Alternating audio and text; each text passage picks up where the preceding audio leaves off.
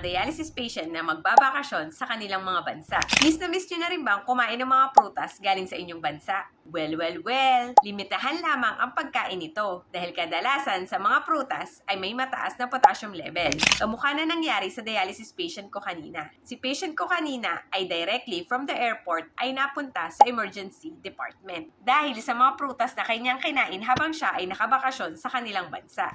Umabot ng 7.5 ang kanyang potassium level, kaya naman agad siyang kinailangan na i-dialysis. So ano nga ba ang mga prutas na dapat limitahan? Limitahan ang pagkain ng mango, banana, papaya, durian at dried fruits tulad ng raisin, dates at prunes. Ang mga prutas na mababa sa potassium level ay ang apple, berries, blueberry, strawberry, grapes at watermelon. Ang watermelon ay mataas din sa water content, kaya dapat nyo rin itong limitahan. Ang pagkain din ng fresh coconut ay may mababa ang potassium level.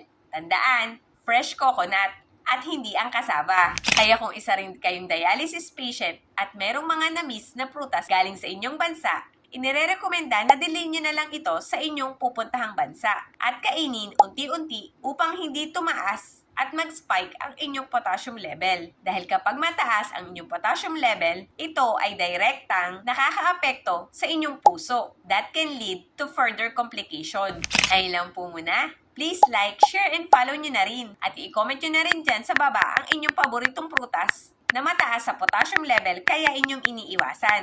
At nang mas makatulong tayo sa iba. See you around mga kabato. Bye!